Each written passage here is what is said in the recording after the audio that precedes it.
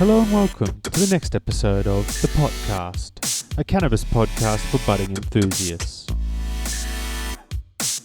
As usual, a huge shout out to our sponsors. Seeds Here Now, you know them and love them. All the hottest breeders and the latest drops at the best prices. Offering a guarantee on satisfaction, not just germination. Why would you shop anywhere else, guys? If you get it from them and you're not happy at the end of it all, hit them up. They'll sort you out. Seeds Here Now. Thank you so much. Likewise, a huge shout out to our friends at Koppert Biological Systems. You know them and love them. They've got the industry-leading predator and predation technology. You can see the bugs working in front of you as they go red. That's if you grab the Spidex Vital. Those bad boys get rid of any spider mites you got. And trust me, there's nothing better than getting on top of a problem before it begins. Check it out, Spidex Vital, incredible product. Thank you so much, Koppert. Huge shout out to our friends at Simply Souvenirs who have got our friends in the UK stocked and sorted. If you're after hand-selected boutique breeders as well as some big names to satisfy all your needs, check out Simply Souvenirs. They got a range of smoking accessories, dabbing tools, a whole bunch of extra things to keep you covered, all with the best customer service in the game. Check them out. Big shout out to our friends at Simply Souvenirs.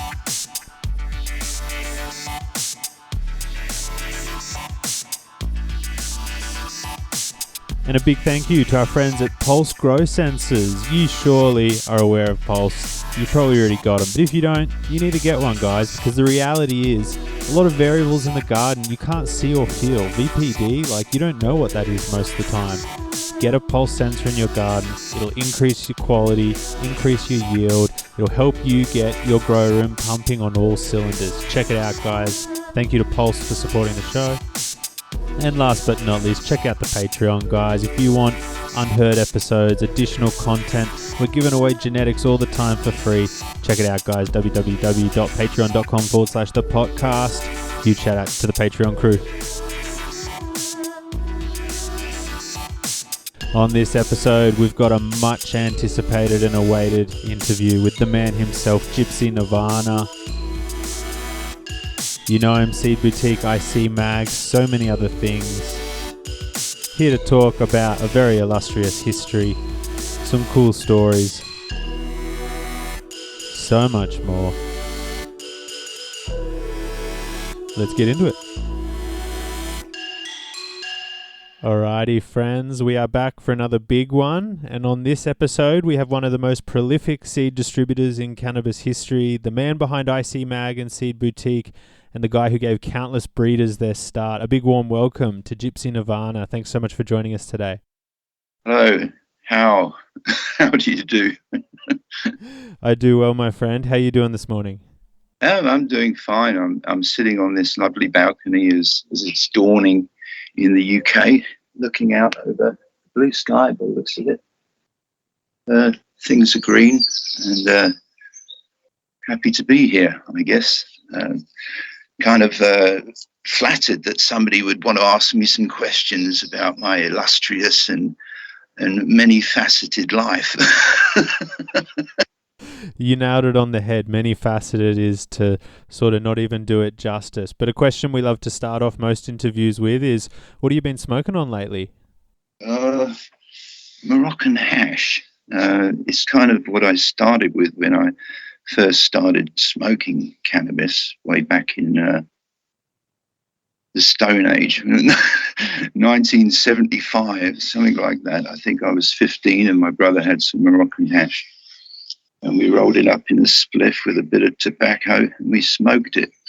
And it seems that you kind of revert back. Maybe I'm going through a second childhood because after all these heavy indicas and soaring high sativas, to come to some sort of regular daily constant and keep a kind of a level head as much as you can, I come down to what I started with, which is Moroccan hash. So, yeah, I got a little bit I can show you. I'll get a little bit piece of hash somewhere.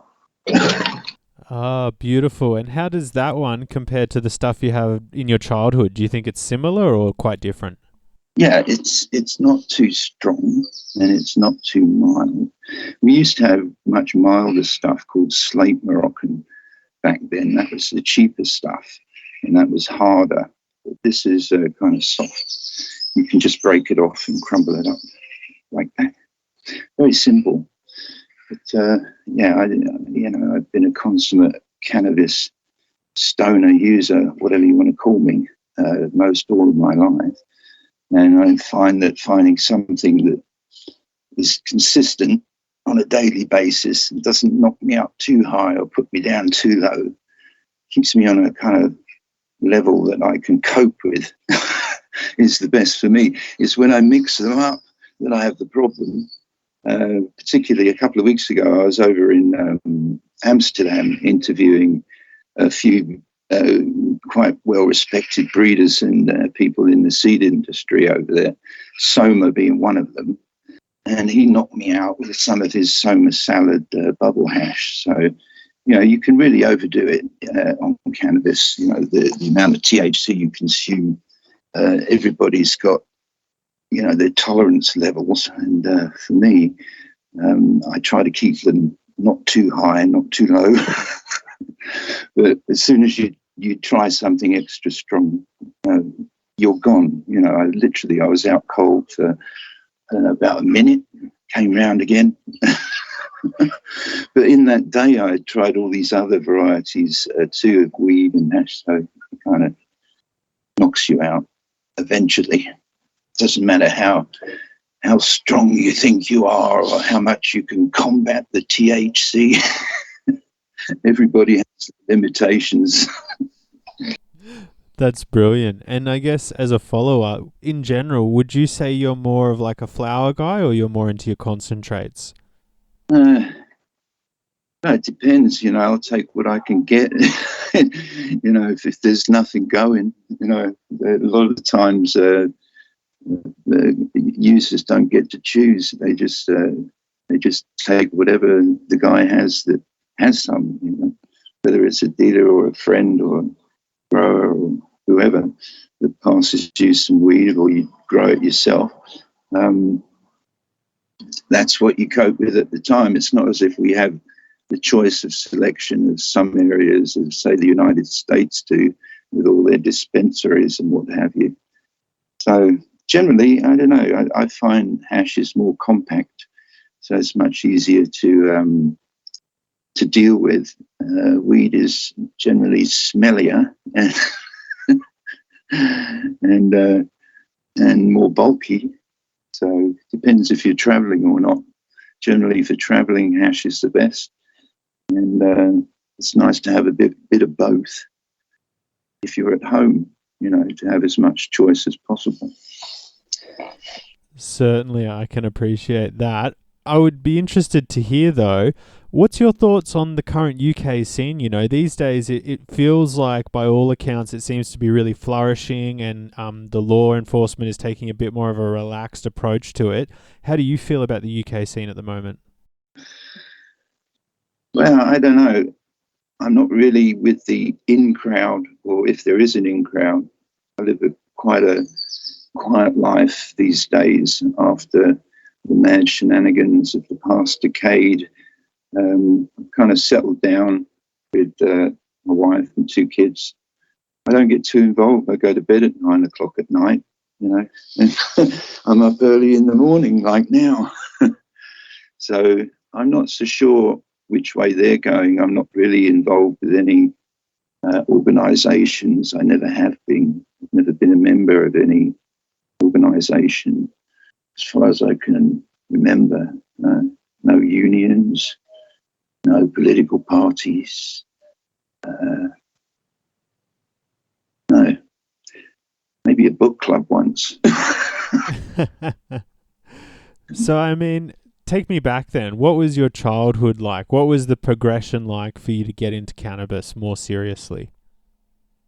Well, try and encapsulate it in a short space of time as possible. I was born down the river from here, where I am in Kingston now, in Chertsey in a field in a caravan in a rainstorm. And I grew up kind of on the fringe of society. I went to a state sink school after being thrown out of a boarding school. And they said I was maladjusted. When I was in my early teens, they took me for psychological evaluation or whatever. And then they gave me these pills. I think it was haloperidol or something like that. And it made me go a bit kind of veggie and a bit bonkers. And I didn't like it. Sure, it calmed me down, but it turned me into a vegetable. So I didn't like that. They didn't take them for very long.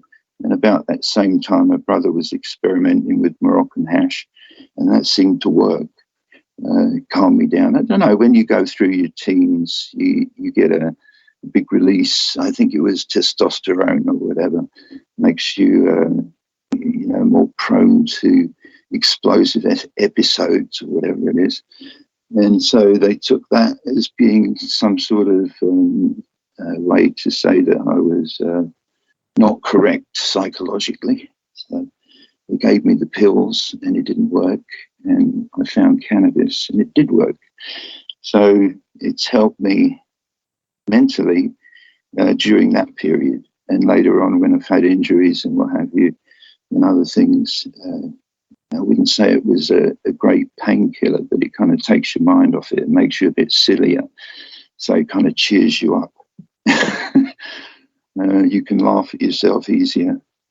It's good to be able to do that. Most certainly.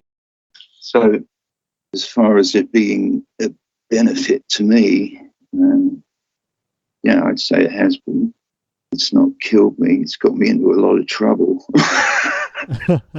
Well, look, I'd be interested to delve into all of that. But I remember when I read this Guardian article about you, it said at one point you were a roadie for The Clash. Was that when you were younger and sort of before you got heavily involved in the seed scene? Well, I grew up kind of my teen years were in the 70s, and I'm a Londoner. So I was very close to the whole punk scene when that came about. And I used to hang around the back of the 100 Club and other venues like the Nashville in London and various other pubs where bands were playing. And, this whole punk thing seemed like a new wave. It was guys around my age or a little bit older who were dressing in odd clothing, were rebelling against society. And during the 70s, we had a big depression then, particularly amongst the working classes. And there wasn't much else to do but go to gigs and jump up and down and act the fool, We had a lot of fun. And some of these bands, I started helping them with their equipment and doing a bit of roadie work, just really donkey work, pumping big Marshall stacks around and various other items for the public address system they wanted to set up in whatever, hall or university or pub all over the UK. So I kind of worked as a roadie for a couple of bands. The Adverts I worked for a while, and then I worked for a couple of gigs with the Pistols. And then when I went to the States in 1977, I moved to the USA, and the Clash came over in 1980 and found me in San Francisco at one of their gigs. And then they asked me to work for them on the US tour because I was just about to join the US Marine Corps, and they talked me out of it. I did a few gigs with them across the States, and then I ended up going down to New Orleans because Lee Dorsey, who was supporting the Clash on that tour, had invited me down there because he had an auto paint and fender shop. And he gave me a job spraying cars, which I wasn't very good at, but kind of mucked along, and then got a job in Old Man Rivers with some honky-tonk down there as a security at the door. Did that for a while. It was a New Orleans adventure, and then came back to New York and worked for a band called a rockabilly band called Levi and the Rockettes. And they played CBGB's, Max's Kansas City, Lone Star Cafe. This is going back ways. Anyway, I was kind of mixed up in the music industry from a perspective of somebody who worked backstage security for the Clash, and front stage too, to stop people climbing on the stage when the band was on the stage. There's some really crazy events, not least one at the Santa Monica Civic, where I saw this guy getting impaled on one of the 4x2s on the wooden buttress at the front of the stage. And it kind of turned me off the whole thing. I didn't like crowds anymore. So get away from that. Ended up coming back to the UK eventually and stayed here for a while, worked in a British wine factory of all places for 9 months, and then decided to take off to Asia once again, bought a car and drove through Europe, ended up in Crete, got a job as a minder for an American property developer, and ended up, him and his missus took me over to Bangkok. And one thing led to another. The guy was crazy. And I ended up in Hong Kong for a while back in early 1980s. Then travelled all over Asia doing various smuggling runs, and worked for a while in the entertainment industry in Hong Kong, usually in the martial arts kind of action movie area. I was in Bloodsport, did Bionic Ninja, and all these kind of B or C class movies. Some of them are just hilarious. Go onto YouTube and Google Bionic Ninja, and you'll see me back in 1980, was it 5 or 6, jumping around in Kowloon Park or in some container port out near the New Territories in Hong Kong. That was crazy, crazy days back in Asia. But all the time I was traveling, I was always looking for the best hash or the best weed. And sometimes it came with seed.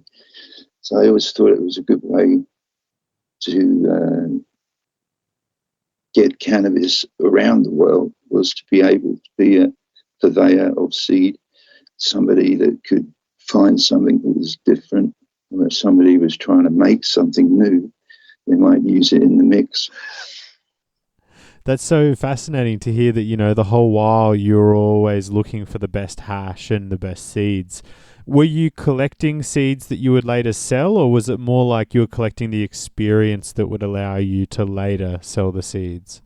I think what really opened the door was the internet with Weedbase, which came up. It was a site where growers could communicate, breeders from around the world. It was just pre-Overgrow. Guys from that site set up Overgrow around 2000, I think it was, 22 years ago. And then it enabled people, with a like mindset to communicate internationally. I'm going to go back inside because I'm bloody shivering out here. I don't know, it's dropped to about 12 centigrade, man. Oh, wow, that is chilly, isn't it? So I guess then I would be interested in asking, what was it that stimulated you to think, you know what, I'm going to start selling seeds myself? Well, it wasn't until I think 1985 when I got into some trouble over a bit of hash. I had a fiancée who was in Holland, and I would regularly visit her. And of course, I'd go to a coffee shop and I'd pick up a piece of hash and I'd bring it back to the UK with me, after the visit. And I think it was about the 8th trip, this Springer Spaniel stood in front of me and then sat down and gave me this really stoned look from this customs agent at Harwich, because I was on the boat from Hook Van Holland to Harwich. and I had a customs check, and they found some hash in my jacket pocket. As always, I would carry a bit, but not enough to assume that I was intending to supply anybody. It was just kind of personal. So that ended me up in jail because I refused to pay a fine or do any community service. Anyway, it was a terrible jail experience, and I thought, I've got to do something about these stupid laws. So what do? Get a Kalashnikov and a bomb and run around acting like a terrorist? Nah, I don't think that's going to work. You become a target very easily. So I just thought that cannabis is a beautiful plant. Most people have only heard bad news about it. It's been portrayed as being some sort of evil. Let's get it growing in thousands of gardens worldwide, hundreds of thousands, maybe even millions of gardens. So how do you do that? If you get it growing and then people see the benefit of the plant, they use it, maybe they eat the seeds, or maybe they use the flax, maybe they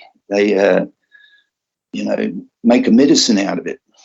Maybe they get high on it. It benefits the society in some way or another. But society isn't going to know that unless they see the plant growing, or they have the access and the ability to be able to grow that plant. So what do? You have to give people that. So you have to have the seeds, the ability to distribute them, and it helps to have the education and the know-how to cultivate plant as well as you can. So what do you need? You need a website to explain that so people can interact. So we did that with ICMag. And the seeds, you need a seed site. And a lot of our policy, my policy from the start was, the main idea was to get people growing. It wasn't to make lots of money from people. So the impetus was from the start to give people a good deal on the seeds, make sure that they're not crazily priced, if possible, unless the breeders are first of all pricing them so high, then obviously you've got to make a cut on top of that. But and then giving away kilos of free seeds along with the orders on condition that people would share them with others. And this is what happened. So for every order that went out, it wasn't just for that person to grow, it was intended for somebody else as well. So instead of one grower, you get maybe two. People kept to, their pledge of spreading the seeds. So it seemed to work. And over many years now, I think the cannabis industry has grown exponentially. It's huge now in comparison to what it was back in the 70s and 80s when I started out getting involved with it in one way or another. That's brilliant. And did you ever have like a conscious thought, so to speak, that like, hey, this journey I'm on, I may not be the grower to change the world, but I could play another role and help change things? Or did it never occur to you that the ripples would spread that wide and you just sort of thought you were doing your own little thing and it wouldn't cause the effects it did? Well, yeah, I always enjoyed growing. I mean, it's a wonderful thing. I love having plants around me. But to do it well and to be a breeder, you've got to really, you're kind of tied to one place. Generally, well, you would be. You'd have to, unless you're one of these jet set breeders who can do everything over the internet, can even feed your plants every day, But no, I haven't seen so many successful situations with people that try to automate their whole systems. Generally, you have to be in one place all the time. And even if you go on holiday, you're worried sick that when you come back, all your plants are going to be dead. So I know, the mentality of a grower and a breeder. So I do grow a bit, but but not really to the extent that you would need to grow to be a breeder. I mean, people like Sam Skunkman think that you need to grow out 10,000 plants for selections to be any sort of considered respected breeder in the first place, and who has the facility to do that. I think more people do today than they did 10 or 20 years ago because of the decriminalisation and legalisation in some parts of the world now. But, still most of the world is growing in a illegal light to a certain extent. And you have to take this into account. You can't just think that, it's legal in the United States, so you can be really lackadaisical with your own security. It's not a good idea sometimes. Maybe I am, because I've only got 3 plants, so it's kind of tempting fate. But somehow you got to do something against it. But yeah, people are growing more today than ever they did, and hopefully, I was instrumental in aiding that somewhat in the past. It wasn't just me. There's been a lot of other people who've been distributing seeds and have a similar mindset.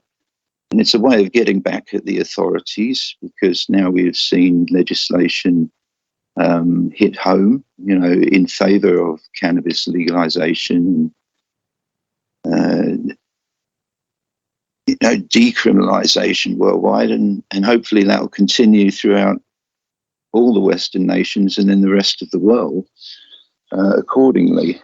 It's a very slow progression, I must say, over my whole lifetime.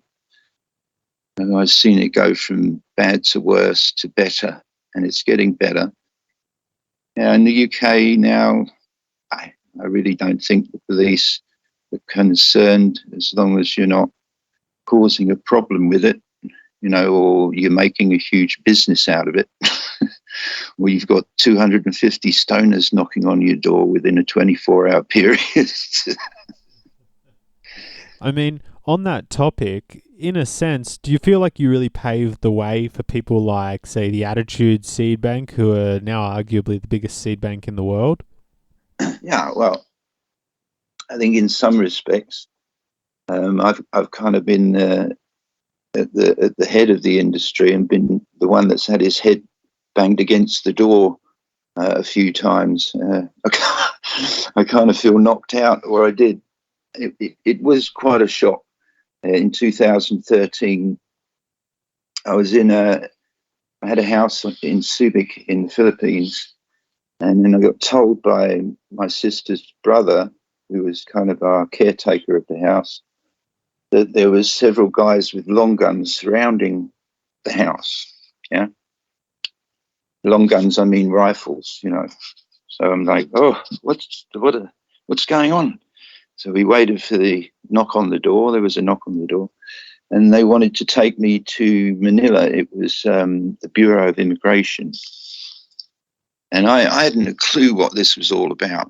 I've been living in the Philippines since about 2006, 7, and had a family there, had children there, had my life there, everything. And suddenly they wanted to put me in this detention jail. So they drove me for a couple of hours into Manila and dumped me in this really awful dump. Dumped me in a dump that smelled like a dump. And there I lived for 2.5 years. After 10 days of being there, they tried to kidnap me and do what's called an extrajudicial rendition by trying to force me onto a plane to Los Angeles from Manila, Nino Aquino International Airport. I think it was Terminal 1. Yeah. And of course, lucky enough, I was informed what they were attempting to do by one of the other prisoners there. He said that, they'll try and do this to you. You need to resist and don't need to get violent, but you need to try and stop them from shipping you over to the States because it's totally illegal and can only be done with your consent. Because being British, I'm not an American subject, so I shouldn't be subjected to American law or the long arm of the law overseas. Their homeland security that seem to operate outside their homeland. So how did you manage to foil this plan? What happened? It was a comedy of. It was just a comedy. You say the comedy of errors. I don't really know, but they took me there, and then before I went there, back then I had my back problem was a lot worse. I've got this from doing some weight training back in the 90s and overdoing it. I pulled some muscles and grated some bone in L1 and L2 vertebrae or something in my back. So I had this enormous back problem when they put me into this jail. And so I was taking quite strong medication for it. And so when they were trying to cart me off to the airport, I took a double dose. And then I went to the airport, and so I felt no pain at all. And I had the attitude that I didn't care, and I was very stoned. And I just said to them, this is illegal. You can treat me as a punch bag or whatever you like, but I'm not going to put those handcuffs on. I put my hands above my head, and then they stood on a chair to try and reach because they're quite short, the guys. And then I moved along and they couldn't reach, and we had this argument about them trying to put the cuffs on. But eventually I said, look, I just want my lawyer, and it's obvious to me that this is not being done right judicially. And I managed to talk them out of it without too much wrangling or any wrestling or anything. They kind of worked out, but then they took me back to this detention jail, Camp Bagong Diwa in Bikutan, which is kind of like a huge police camp, 2,000 plus police surrounding you, all living in barracks. So it's not easy to get out of that place unless you got some sort of SWAT team and a couple of helicopters. So I think I read in the Guardian article that you ended up spending like about 2.5 years there or so. I was interested in asking, what was that experience like? How would you compare it to other jails you'd been in? And as a follow-up, did it change your outlook at all? Well, it's not as if I've done a world tour of jails, I think I've only been in 2 in my life. That was one in Norwich for a month in 1985 in England. And then the 2.5 years in the Philippines in Bikutan. But yeah, that place was something else. I mean, it wasn't a traditional Filipino jail because the majority of the people in there were actually foreigners. It was a foreigners' jail. So you had people from all over the world in there, in all different types of conditions, physically and mentally. You had a mixture of guys that were thrown in there for various types of alleged crimes, from as small as their girlfriend making a complaint that he called her a bad name, to some guys that are involved in, kiddie fiddlers, nonces and people like that, and then murderers between that, con artists, rapists, you name it, came through that place. It was a human criminal menagerie, yeah, to put it bluntly. And I spent most of my time in my bunk reading every book in English that I could lay my hands on. That was about it, because I didn't really want to mix and associate too much with the other prisoners. I kind of kept away as much as I could. It was open in some respects, because the guards weren't interfering all the time. They pretty much left the prisoners up to controlling themselves. So the guards just were checking the gates that you weren't allowed to go through, or you were allowed to go through at different times. they weren't too intrusive. I only had one guard that tried to be a little bit aggressive towards me at one time. So it could have been a lot worse. And what was it like in terms of when you finished your sentence? What happened then? Did you go back and live with your family in the Philippines, or did you go straight home to the UK? Well, I never had a sentence, you see. I never went to court and was found guilty of anything. All that happened was the United States put out an indictment in their state of Maine saying that they wanted me in connection with international trade in cannabis. Well, it was only the seeds, actually, you see. But in the United States, the seeds are the same as any part of the plant. They can say, you're an international trafficker, illegal trafficker in narcotics, even if you are a seed salesman. And this is all I was doing. I was buying seeds from Americans and selling seeds to Americans. And I was doing it from the UK, which is a perfectly legal place to do it from. Because in the UK, there is no laws against buying and selling of cannabis seeds. So what happened eventually, I didn't want to leave my family over there. I tried to be able to stay in the Philippines because I thought if I went back to the UK, I would automatically be transported to the United States, or that there would be, this extradition hearing, or there'd be a trial. And so it did happen eventually. When I did return, there was the United States came after me after I was back for 8 months in the UK. And they took me to court. And after a year or so, the court said, no, they can't have me because there's no dual criminality. The law is different here in the UK on seeds as it is in the US. So they can't extradite me for something legal in the UK to somewhere where what I've done is illegal, which is in the USA.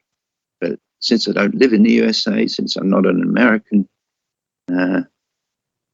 it stands in British law that they can only extradite you to another country if you've broken a similar law in your own country. If it's within law that you are operating illegally in some way or another, which I wasn't.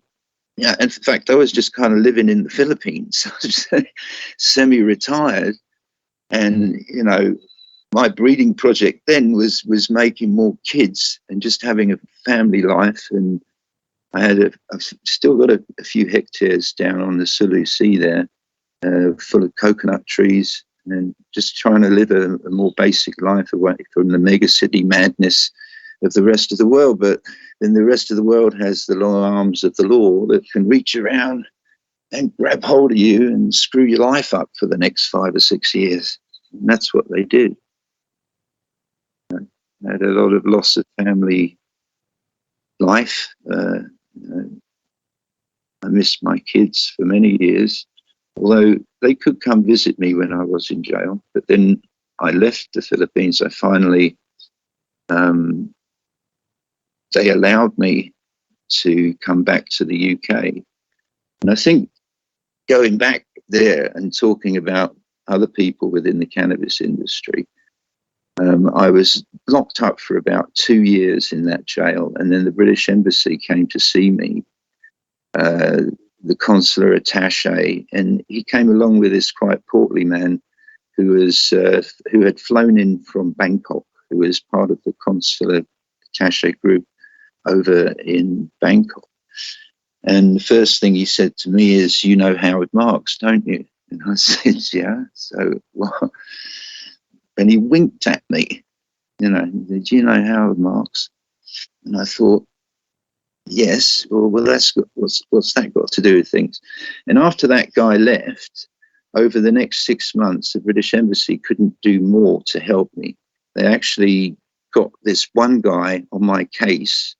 He was half Filipino, half English, this young fella, to push my case forward so that I could finally go back to the UK And to do that, I had to drop 2 cases in the Supreme Court I had against the Bureau of Immigration over there, because I brought cases against them. And they said that they're not going to let me leave the Philippines unless I drop these cases in the Supreme Court. So that took about 6 months to do before finally they dropped the cases, and then they allowed me to deport, because I had a good case against them. But I would have been there forever waiting for it to come up in the Supreme Court. So what's the point? I got out of there. I'm still on a blacklist, so I can't go back there unless I clear it with the Philippine embassy here in London, and would they want me back? And if I go back, they think I'm some sort of cannabis kingpin. Yeah, this is what was said. The Filipino DEA consider me to be some sort of kingpin. Well, I mean, you got to admit, if you know Howard Marks, not hard for them to confuse that. While we're on the topic, did you have any cool or interesting stories of spending time with Howard at all? I think I met Howard the first time I was very young. It was out in Asia, in Hong Kong, back in the 80s. But then he became quite visible on the whole weed scene with Mr. Nice stuff that came out, and the association with Ben Dronkers, and of course Shanti Baba or Scott.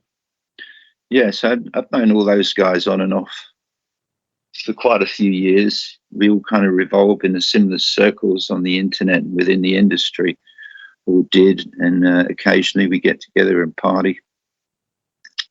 On the rare occasion that we did, it was I can't remember half of it because it was so intense. That was the way it was. It was sad because I think Howard went the year I finally made it back to the UK, and I was not in good shape.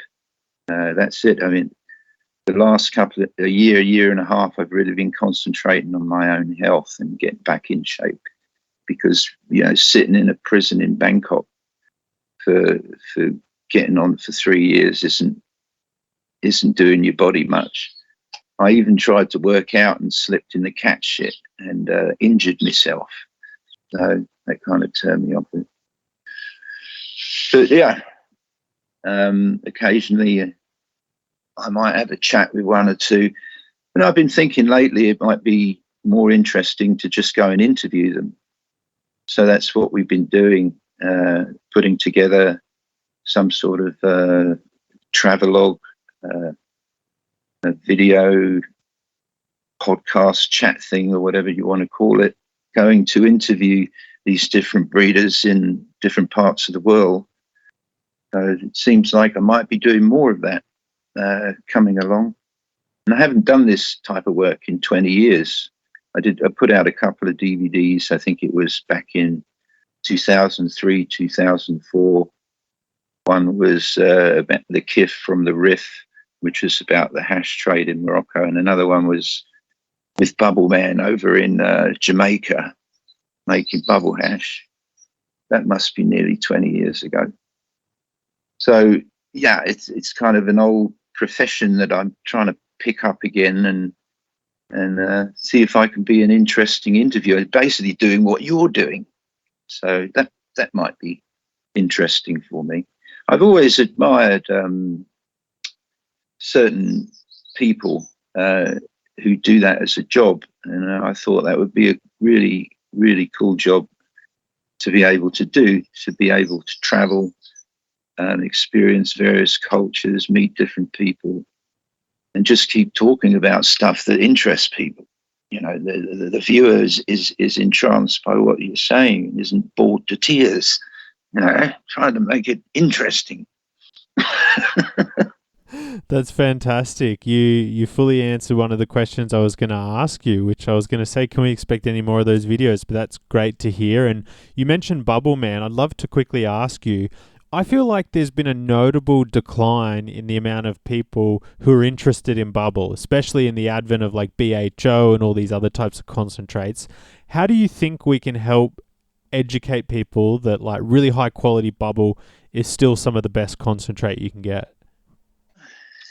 I don't know. I mean, you've got to kind of look at this not as a cannabis connoisseur. You've got to pull back and kind of look at it as the general public, and then make a comparison. I mean, a lot of people do always to the alcohol industry.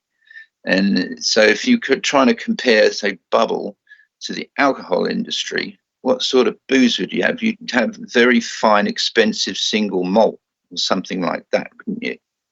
And out of all the people that drink alcohol, how many of them actually are really into super expensive, fine single malts? You know, it's a very small percentage. So, yeah, it's interesting. Bubble, you know, for me has always been something nice, but on an everyday basis, I fear that I would just be knocked out. So I stick to my kind of mild Moroccan hash, and it keeps me going. That's brilliant. We've had other guests in the past talk about many years ago, you know, say the 90s, when concentrates weren't as widely distributed as they are now. People talk fondly about smoking with Sam the Skunk Man, and he would have, like, you know, some of the only full melt bubble. Did you ever get access to that? Do you ever have any recollections of events like that, some memorable hash smoking with people? Sam's always been that way. You know, when you see him, or you first meet him, or you see him on a regular basis, he'll usually has this very fine dry sieve that he makes himself. He's very particular. He won't take anything from anybody else. I've never seen him smoking anybody else's gear. And he uses that. He was the first guy that I came across, I don't know how many years ago it was, that told me about CBD. He said, now smoke this and you're not going to get high off it, but you might feel a bit better. Like, what? It's an interesting concept, isn't it? I think, what is this, like non-alcohol beer? Stuff is like non-alcohol beer, Sam. And he's like, no, it's just CBDs in there. It's not. He's got all these numbers and names for all these different terpenes and God knows what. You know, just blinds me with science sometimes. The guy is so knowledgeable. But yeah, he knows what he's talking about. And sure enough, another 10 years later, it's all over the place. People are, it's a panacea. It's a therapeutic thing. It's in all sorts. It's even in shampoo, you know. That's brilliant to hear. I mean, while we're on the topic of Sam, who was some of the first people, once you started ICMag, you thought, let's get the seeds out there. Who were the first breeders whose seeds you were distributing? Was it like Sam's stuff, or was it other people? I think one of the first associations I had was with Mao from Nirvana Seeds. And because we share a name, it was kind of interesting. I like the guy. He's kind of all over the place. He's very different to, say, Henk from Dutch Passion or Ben Dronkers. He's the guy from the streets. Interesting guy was Mao. So yeah, I made an association with Mao first and started vending. The first breeders that I took on was him with his seeds. That must have been, I don't know, late 90s, I think, from Holland. Yeah, the first time I started doing it, and I put a website up. I think it was called seedsdirect.to, based in Tonga. Yeah. And then I had a one-page ad in High Times, and it started snowing through the mailbox. So many people were ordering. It was hard to keep up with the orders just off the get-go, because it turns out that I was one of the only people in the world. I mean, there was a couple of other seed distributors online. I think Mark Emery was doing it in Canada, and Heaven's Stairway in Canada also. A place called Laughing Moon. That was about it. So I'd kind of tapped into a niche market that of cannabis seeds that people were really trying to get hold of, all these new varieties that were coming out and older ones that they couldn't get locally and they could only get internationally. So it started snowing orders and trying to keep the administration together and the workers, to micromanage all that stuff was quite an accomplishment for me to be able to get hold of. It took a while. I don't know. Maybe it's going to take forever. But I find it much easier without having employees these days. Just minimalizing my life, making things smaller instead of bigger, taking less on instead of more on, being a moron. That sounds like a good approach given the, how busy you've been in the past. What was it like as the business grew? Do you remember, were you just picking up a lot of sort of European Dutch breeders? And if so, do you remember when America first sort of came on the map in your mind as like, hey, I could get a lot of USA breeders too? And who were the first? Yeah, well, I looked at it from a global perspective because I know that this plant grows just about everywhere, or it can do. It has the potential to, if you give it the right environment, of course. And people were creating wonderful indoor grow environments, tropical or otherwise. I mean, I live about 7-8 miles away from Kew Gardens. I could just go there and walk around the tropical house and imagine it was full of cannabis, So I know that you can create environments like that. My grow history, I kind of a bit rubbed off from my grandfather, who was one of the top guys in the Royal Horticultural Society. And he used to grow wonderful chrysanthemums and breed them and win all sorts of trophies and medals and plaques for it. You'd see the silver on his mantelpiece. It was all from chrysanthemums. But yeah, I live in an area where there's a lot of gardens and there's a lot of stuff growing. It's a very green area of London, right near Bushy Park and Richmond Park. So always as a child, I was always interested in plants and how they grow. And then it led to me being thrown in jail and me wanting to get back at it. And so I thought I'd be a seed distributor. And it was a fun job too, and running around the world looking for rare landrace varieties or anything somebody was making in a different neck of the woods. Basically, you try and have a look at how this person was making the seeds, whether or not they were a closet breeder or whether or not they were doing it properly. So I'd have fun traveling all over the world to go and visit these people. Often before I bought their seeds, I want to see how they actually made them. Because God knows they might just buy them from someone else and sell them to you. It might just be a middleman. I got interested then in all the different varieties and seeing how people would grow them in different environments and being able to share this knowledge, because these people, obviously, they're living in a very secure environment. They don't have many associations with other people because they're doing something that needs to be kept secret. So a lot of them, their only outlet has been through the internet, and being able to communicate with other like-minded people anonymously is important for that. And they've been able to do that now. For how many years have we had ICMag going? I think not 18, 19 years, something like that. I think we've been going since 2003, 2004.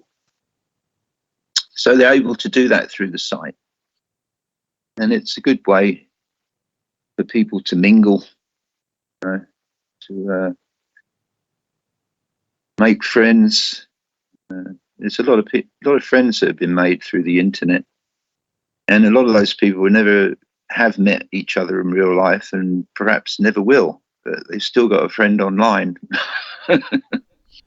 Yeah, that's a brilliant point you make, and I guess I would be interested to know, was there ever a point where you realized how big ICMag was getting and the influence it was having? Like when you're going around checking these different breeders, could you feel that this was getting a lot of momentum, or was it still just sort of relatively seeming like it was controlled? Uh, I don't really know. Like I say, I'm not educated particularly that far academically, or I haven't been through a college or a university, so maybe that's my excuse to say that. Yeah, I saw things moving forward, but I just wanted to do what I always did, which was travel and meet new breeders and growers and either get new seeds made or buy seeds that were already made by these breeders and then bring them back. And then the whole distribution outfit would take care of the distribution. I wouldn't have to do all the emails. I wouldn't have to do all the work setting up the websites, anything like that. I'd just go around the world and meet people, buy seeds, trade seeds, grow plants, whatever it takes. That's all I was interested in. So I was reliable upon, a core of people back in the UK to keep the whole distribution up. And of course, when I get into trouble, like I did in 2013, the people that were working for me and with me got the heebie-jeebies naturally, because they'll think it's like dominoes. I'm going to be next. So obviously work kind of slacks off, or you're not there to monitor it. You're stuck in some stinking jail in 40 degrees Celsius under a tin roof in the Philippines. So you're not functioning the best that you can either, with your brain. While we're on that topic, do you think that when you read people online who maybe have some gripe with you, maybe with some seeds they bought or whatever, do you think that like that essentially was the circumstances in which that happened? Like maybe it happened while you're in jail and like it was out of your control, sort of thing? Or what's your thoughts on that? Yeah, I mean, the whole mail order seed industry it's full of pitfalls and difficulties at many levels, from the buyer's perspective and also from the seller's perspective. Because, for years I went through working within that industry, and, with the way that the mail is, having PO boxes that certain postmen figure out there's money going to those boxes, so orders disappear. You send orders out and they come back to you 6 months later, after you've resent the order twice. It's a crazy world, that whole mail order world, and nothing is perfect and nothing works, like clockwork. It's yeah, we had all sorts of problems. And then, of course, you got staffing problems, because you're in a cannabis industry. Most of the people working with you are stoned anyway. And occasionally people make big mistakes because they're stoned, or they forget things. I mean, I've done it myself before. So it's not very accurate sometimes because of the nature of business, I guess you could put it that way. Yeah, certainly. I guess just to, put it to rest, to anyone out there who ever has had any issues, sort of accusing of like any sort of issues with seeds or like replacing seeds or anything, are you saying there's absolutely no truth to that? It's just the general inherent issues of the system. I don't know. Yeah, there's all sorts of, there's industrial espionage as well, isn't there? There's other seed companies that will try and build themselves up by putting you down. You get fake customers sometimes who demand that they ordered and yet they didn't, or that they didn't receive their order and yet they did. You should have seen back in the heyday of it, some of the chargebacks we used to get. were horrendous. You know, looking at $5,000 a month or something. People that receive the seeds or whatever it is that you're sending them, and then say that they didn't, because you don't end up with a signature because you're sending it through regular post. And there's no actual proof that the person received it, when perhaps they did or perhaps they didn't. You never know. This is the whole thing with the international post. It's so unpredictable. It can work 9 times out of 10, or it can only work 1 time out of 10. It depends where you live and what happens on the way. Yeah, certainly. So, I mean, if we loop back to what we were talking about before, you're going around to different breeders' houses, sort of trading seeds, getting a feel for the land. Was there anyone's grow or bud who like it really stood out in your mind as like memorable, where you were just really blown away? Yeah, there's a lot of different breeders, a lot of different characters, and it's difficult to put them in a list who you think's better or worse. But who stands out? I guess breeder Steve more than anything, a Canadian breeder. He had a company called Spice of Life Seeds. A very interesting guy, very smart. And I used to drive to Switzerland. He got himself set up with a factory in Switzerland for a while, and I used to drive out there and see what he was growing. He was really into making this variety called Sweet Tooth, and several others. A lot of them were Canada-based varieties or USA-based varieties that he'd come into contact with and made seeds from. But yeah, that was one of the more interesting breeders, I'd say, would be breeder Steve. And of course, Sam Skunkman as well. You could sit there and you could ramble on for hours, just interesting stuff if you can understand it, because it's quite technical a lot of the time. But yeah, if you want to look at people like him, it's somebody that's been eclipsed by this plant all of their life and had something to do with it in one form or another, has made a living out of it, so it's part of the industry. Yeah, definitely. I mean, I was also going to say we were lucky enough to have had breeder Steve on the show. He's definitely a very smart guy, interesting character. And I remember, I think he actually told a story about being on an autobahn with you in a fancy car or something, going very fast. Yeah, we had some funny experiences sometimes. Yeah, I used to have this very fast car and I used to drive it over to Switzerland and commute to Amsterdam in it. And there was quite a few adventures associated with its travels. Suitcases full of seeds and getting pulled over by the by the Belgian police, wasn't it? No, just before I went into France from Belgium. And then them finding a couple of Samsonite suitcases full of the seeds that I just bought in Amsterdam, because I used to go on a couple of times a month. I'd go through all the breeders in Amsterdam and just buy a whole bunch of seeds and then drive them back to the UK rather than risk sending them through the post. And of course, I'd have to travel through Belgium and France to get to the Channel port, to get to Calais, before I could take the Channel Tunnel over to the UK. And yeah, they nabbed me once in Belgium, and in the diff, it ended up with them taking all the seeds that I had in the back of the car. They detained me for, I think, about 4 hours and just let me go after searching the car quite well. I think they were looking for Class A drugs. They were surprised to find seeds,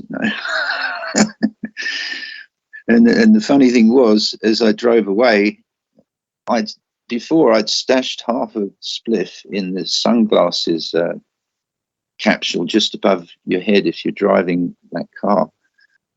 And I popped that down and they hadn't even looked in there. So I had half a spliff. I was driving away from the Belgian police. They just taken, I don't know, about 50 grand's worth of seeds off me. And there's me smoking a spliff thinking I'm lucky to get away with that. And I said to them when they took the seeds away, what do I do? They said, oh, get an attorney. I'm thinking, geez, the attorney's going to cost more than the seeds did. That's brilliant. You know, there's all these pitfalls. I mean, if you're a businessman and you're trying to distribute cannabis seeds around the world, it's a lot more difficult than if you're into distributing shoes or plates. There's a lot more pitfalls, particularly legally. Just driving through a country with something that's legal in the country you bought it from and the country you're going to. That's what happens. Yeah, look, that's interesting. Sounds stressful. Did you find it stressful, or was it all pretty laid back? No, I'm quite used to the customs organizations around the world and the thought of being detained and all that. So you kind of preempt these things. You might do a trip 10 or 20 times and think, oh, yeah, that's fine. But you know in the back of your mind that there is a potential that you could come unstuck, but you work that into the risk factor and you either take the chance or you don't. And if it happens, at least you prepared yourself psychologically for the event. So you're kind of like, oh, yeah, I thought about this before. This was going to happen sooner or later. So you can kind of eat that and not get too freaked out about it as if it's a big surprise. Yeah, sure. I'm always interested to know. I have this like theory in life where it's like any job you can think of, like some of the biggest challenges, like it's not the things you would think about, it's other stuff. So I want to know, when you were doing the Seed Boutique and ICMag was sort of at its peak, what were some of the challenges that like the general public was probably not even aware of that you were dealing with, and you're like, it's causing you frustration. You're like, oh, if people knew, it would be like make my life so much easier. Like, what made the job challenging? I think it's drama. If you let too much drama into your life, if the people that you're in regular contact with daily have ulterior motives, if they're pretending to be something they're not, and you're actually fooled by it, and you've taken people into your confidence, perhaps you shouldn't have, and then it can all fall apart quite quickly if you don't feel that you have the security within your own business that you thought you did have before. And this happened because it's not only the business, but the people that run it, they have their own personal relationships, of course, and their interactions with other people. And it's the success of the business is to a greater degree, I think, based upon them being in harmony than anything else. Because if you don't have the chemistry of the people that work for the business correct, then the business isn't going to do well. It'll pull itself apart. And this started to happen because I broke up with my partner, Nikki, and we had a partnership in the business, both of us, equal partnership. And then the manager that I had at the time, this Roger Thomas Clark, otherwise known as Plural of Mongoose, was kind of the manager of the mail order, and they became an item. They became a couple, and they moved in to a house with each other.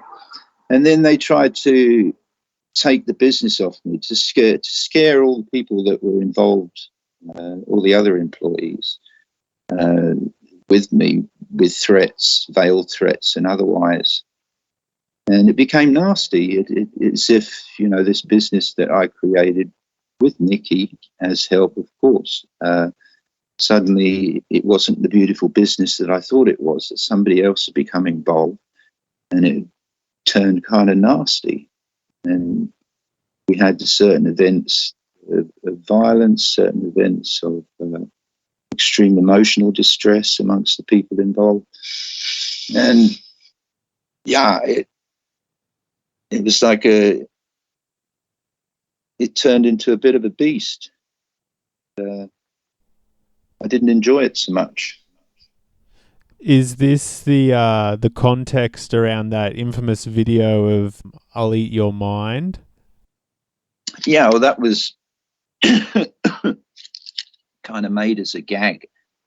I think if you see in the beginning of it or at the end, I'm saying cut because I asked the guy to film it. I told them that, yeah, I'm going to chastise Teflon in front of the camera because he was in cahoots with the mongoose, and to film it because it might be interesting. People might want to look at it. So it was kind of, I had my mind set in the Long Good Friday that there's some movie, some scene in a movie. And I was very stoned at the time. I thought, okay, let's give Teflon some grief. But not to the point of chucking him out the window. I never had that intention. It was just kind of a bit of drama that we played out. That was all that was. And then Mongoose got hold of it and then used it, thought he was using it as something really bad to throw at me and put online. So it entertained a bunch more other people, I suppose. Yeah, interesting. We had a few listeners who asked about sort of just your general reflections on having worked with mongoose. I guess by sort of what you've said here, you sort of like, I don't know, would you say you regret it, or it's just one of those things where you like learnt a lesson? Sometimes you've got to look at yourself in the mirror and say that you've been naive, that you've let people into your life that haven't been beneficial to it, haven't even been neutral, that have been bad. Your association with those people has not ended up well, put it that way. So, yeah, you can have regrets, but what's the point? It's in the past now. As far as whatever Mongoose has done, I think now he's sitting in I don't know, is it a nursing home or a jail in New York, still waiting on his sentencing. And he plea bargained down to, I think, just being charged with one case. And he's looking at 240 months, I think it is, in jail. That would be minus whatever he's served. Well, reading through the papers, because as a trial goes on or a case goes on in the USA, you can actually follow it. And one of my ex-employees has been following the case of the mongoose at the moment. And of course, he's accused of being instrumentally involved with the Silk Road website that would sell every type of drug imaginable. There was a few kids that ordered with their mum's credit cards and died of heroin overdoses or something through that website. So he was involved with something that I would never touch. And now it's, I think he's trying to delay his sentencing as much as he can, because he's had a fall from his bunk in jail. He's complaining constantly about not having a pen and other things. I've been reading through the case lately, what's going on with him, and they're trying to get him sentenced. But I don't know. But anybody in the prison system, I have a kind of a little feeling for, because it's no fun. Maybe it's something to do with karma with him, because I've seen him do so many other people wrong. Maybe it's coming back on him now. We'll find out. I think he's sentenced supposed to be sometime around the end of September coming up. There you go. We'll have to follow that one to see what happens. I think at this point, you've been talking about negative associations. Everyone is waiting to hear us talk about Rez. He's a focal and polarizing figure in the cannabis community, and especially in history. What was your relationship with him like? And reflecting back on it, how do you view it now? And I guess, whether you want to answer now or later, we'll go into the whole incident with Dutch Grown and whatnot. Yeah. Res. Well, as you read through, you spend hours looking at a forum site and you read through it. Some members stick out more than others for whatever reasons. Maybe they use language that is outrageous, or maybe they've got some sort of humor that you can jive with. Res always seemed kind of interesting to me, and he had a kind of a following of people that either they loved him or they hated him. You know, he got a reaction out of people. I think because he was always very abusive to everybody. Maybe that was it.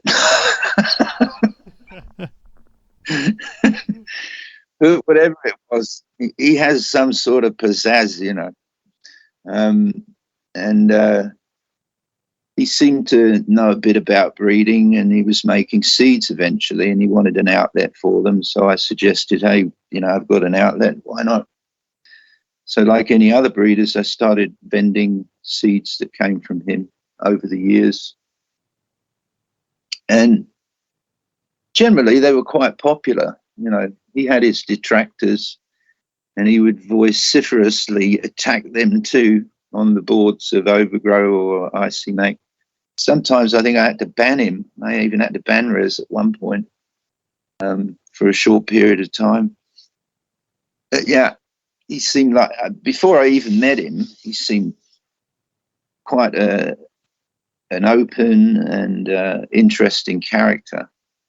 Or maybe it was just a persona he'd created for use on the internet. I wasn't to know until I met him, of course.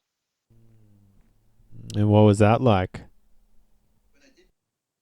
When I did meet him, he was a very slender, kind of haggard-looking dude. Like he'd worn life on his face a few times, and yeah, he was interesting. He was conversationally quite lucid, and we talked a lot about different things. Over the years, built up a relationship as a vendor and him the producer of various seeds, and we would allow him to go and build up his release or whatever it was, and then we do a pre-release on Seed Bay and get some seeds out there. People would grow them, and then if they turned out well, then others would want to buy more. So we had this ongoing kind of business deal with him. It was very difficult to pay him, you know, so you could only pay him in cash, and you know, you couldn't just send it like with the other breeders or whatever it was. Most of them, you could just pay them bank to bank or whatever it was. They didn't want to paper trail. Yeah, and I think one time he was on his way back and he got caught with some cash, or some seeds got caught. He was sending coming this way, and the cops roped him in. Little did I know about it at the time, that he'd already had, I think, 2 strikes. He lived down in Florida, and he'd had some sort of cocaine charge. He had some federal charge against him. Anyway, it was back in the times, I think, when it's like three strikes and you're out. It's this whole thing. So if he got busted for something else, then they could throw him away for a very long time in jail. Now, this is what I think led to him turning informant and grassing up a lot of people over there, like Chemdog and Dutch Grown and a bunch of other people that the police pulled in and then squeezed them, as they do. And so it goes.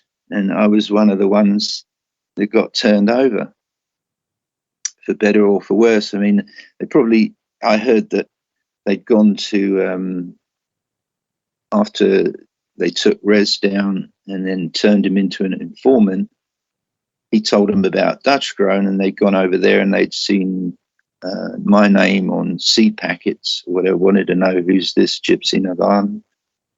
And of course, they'd handed me over as their UK distributor.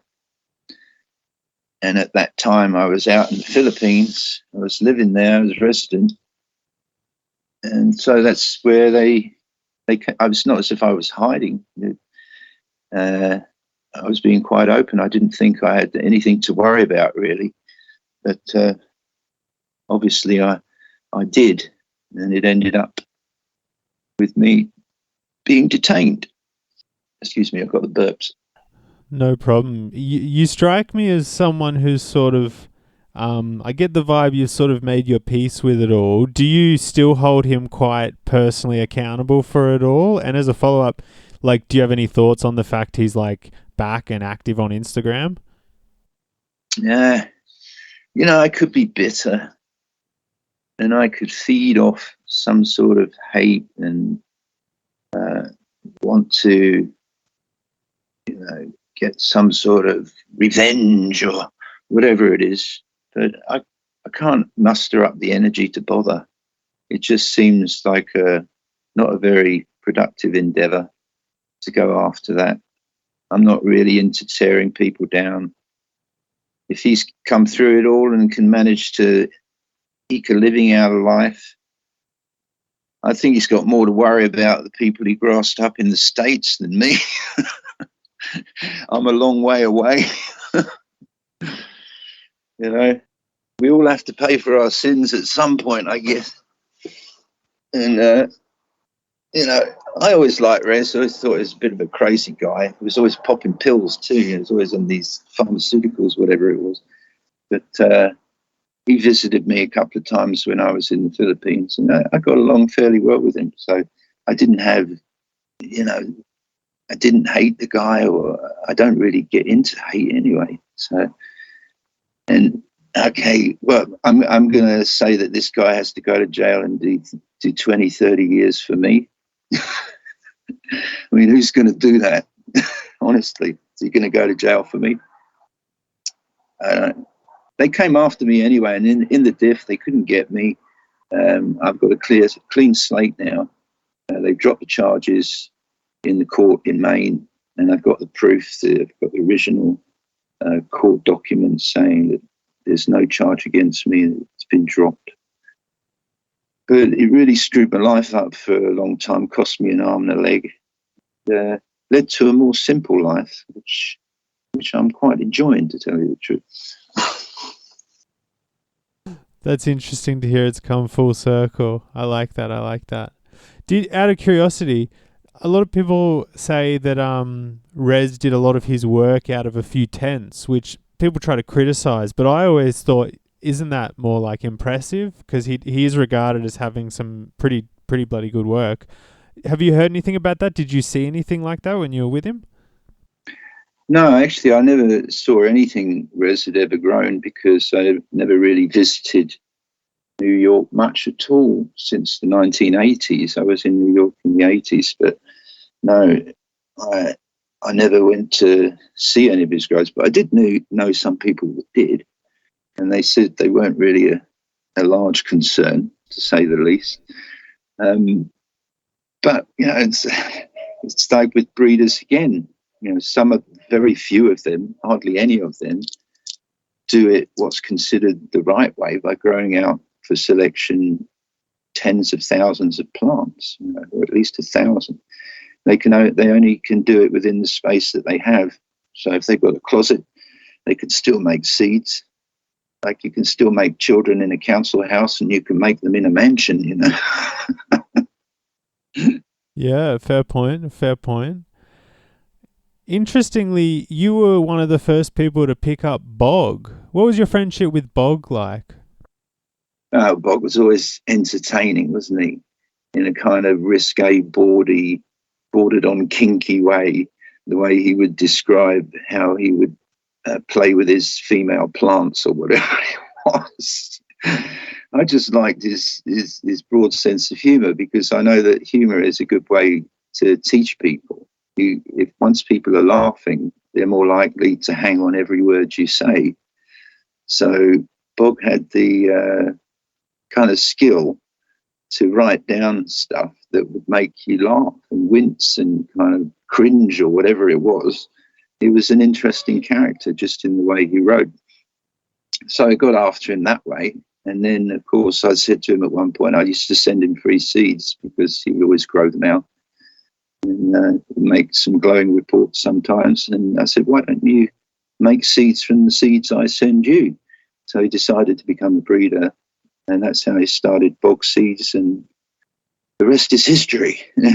Well, he's not with us anymore. I think he died last year or the year before, not too long ago. I hope he's resting in peace, and he's got plenty of bog bubble with him. Certainly. Actually, he came over to Amsterdam a couple of times as well. He used to be a paramedic, so he'd have quite a bit of life experience, I'd say. Anybody who works in that profession would do. And he did some things with me, like we drove through the German autobahns at speeds in a fast Jaguar, and I let him drive, and then I drove. We went over the mountains, and yeah, it was kind of idyllic. We had a good laugh together. It's a good character. Sounds brilliant. And that's what it's about, personalities and characters. You know, that's what I enjoy most, getting around to meet these people. And, of course, the lovely plants that they're involved with generally as well. That's an interest too. But, yeah, being able to travel and meet people, why not? You can always stay at home and grow, but that's the options you have. Generally, I choose to be on the road. But if you're raising your own kids at home with your missus, you don't want to be absent too often.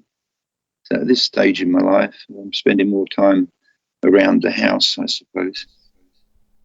Yeah, certainly. And yeah, I didn't mention before, rest in peace, Bog. Another character who have to give a rest in peace to, who you have a history with, Subcool, who passed about a year before Bog did. What was your relationship with Subcool like? I mean, there's obviously that notable story, him on the forums when you got arrested. How do you reflect on the relationship you guys had? Subcool was another guy that was out of the early overgrow days. I think he was in weed base even before that. What was that variety? He was connected with Jack's Cleaner. That was it. He was all into the Jack's Cleaner thing. And I got to know him a bit online. And then I think at one point he got into quite a bit of trouble.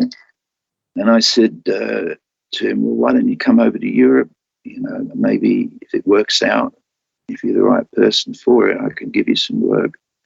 And I'll let you stay in a place there when you come over.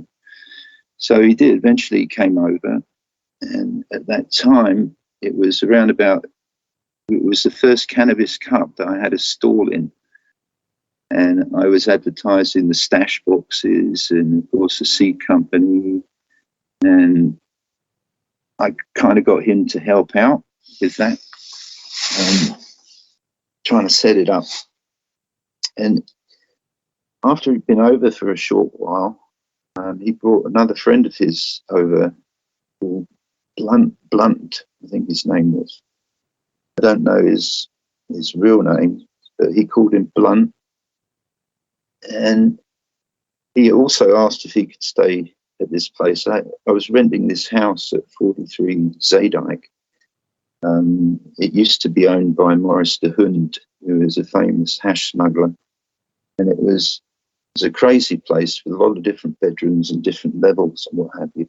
And at that time, I was given, because I was writing for Weed World magazine, they gave me this big plastic bucket full of various types of hash and weed. I think there's 30 odd types of weed and maybe the same again, different types of hash. And Subcool and Blunt sat down with me and we were trying to judge. So I was giving them a smoke of one variety and then something else. And these guys were always talking about harder drugs as well. They were always talking about pharmaceuticals. I forget the names of them, but pretty strong opiates or synthetic opiates that they were into. Like Percocets or something? Yeah. Is it Vicodin? Yeah, Vicodin. Yep, that's a strong one. Vicodin. and some others. I can't recollect. There's nothing I've really been into. Those sort of things are for serious pain relief. And these guys didn't look like they were in serious pain.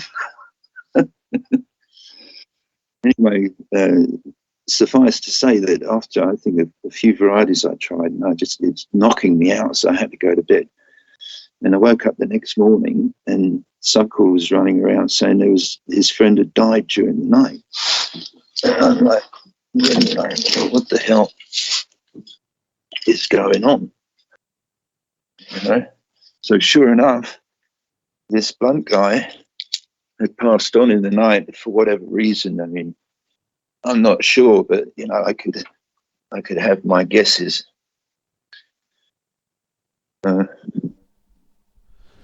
So this was the notable incident with Danny Boy. Oh, Danny, that was his name, yeah. Danny Boy. Or Blunt, he used to call it. Maybe that was his online name was Blunt. But in the house at the time were staff from my company in the UK. I think there's about 3 different ladies, and they were all freaking out. And it's not every day you wake up and there's a dead guy in the house, and you don't even know the guy. So I don't know if you've seen some of them movies where, what's the name of that movie I saw once, where they had a party and then they woke up the next morning and there's a dead guy in the house. It was just like that. And it kind of freaked everybody out, knocked them off whack a bit. And Subcool was just really losing it. And I was trying to help him out and calm him down, and realized that he was agitating the women as well, the ladies there, who were very emotionally upset. So I thought, best if we get him a hotel. So I gave Subcool $400 and said, better go get a hotel, because we can't deal with this right now. We're busy as a company trying to do this cannabis cup thing, and this emotionally is upsetting the whole house. So it's better if you get a hotel. And he was, I'm not there as a psychologist because his buddy died. For me, it was. I was trying to deal with the whole business thing of keeping the store open, the cannabis cup, and doing what we intended to do while we were over there from England. It was difficult. Let's put it that way. Maybe I was a bit brash. Maybe he was a bit too emotive about it. I don't know how long he'd known the guy, but it was as if he'd lost a brother. It wasn't good. Yeah, I think, reflecting back on the chat I had with Sub, I think he did largely view Danny as a brother. That's interesting to hear your perspective, yeah, because I think when he said it, he sort of viewed it as being kicked out of the house. But of course, we didn't really know about the effect he was having on the other housemates, which is obviously a consideration. Yeah, so to me, morale was important, and we were trying to do something there that we worked out months before. And to get it done, we couldn't be mourning this guy and be walking around moping because this guy had died in the house. We didn't even know the guy anyway. So it was kind of removed. It was sad, but it was kind of removed for the fact that this guy was nothing to any of us. It was just somebody that showed up the day before, literally. Some of the girls didn't even know that he was in the house in the first place. Certainly a very unforeseen event, for sure. How did that all pan out after that? The event finished and you just ended up going home. Did you have any follow-up investigation, or they just accepted it as an accident? Well, there was me also a bit concerned, because I had this huge cache of samples for the cannabis cup inside the house. And I don't know what the other people there, what type of recreational drugs they might have had for their own use. I've no idea. And there was quite a complement of people in the house itself. So, yeah, there was a concern for that. But it turned out that there was no investigation or anything like that. They said that he had some sort of heart attack, something to do with his heart. That was all I ever heard about it. And then the next thing I knew was Subcool bad-mouthing me, saying that I'd acted in a bad way or whatever. I don't know. Basically telling some lies as well. So maybe he felt hard done by my reaction to the whole thing. It's sad, but that's the way it is. Sometimes shit happens and maybe you don't act the coolest on the block with it. You know, the way life goes. Yeah, look, certainly sounds like a very complex situation. I imagine there would have been a lot of competing interests at mind. I mean, obviously, rest in peace, Danny Boy and Sub and Bog. While we're on that topic, I guess around that time was sort of around the time when we had the original incarnation of Brothers Grimm.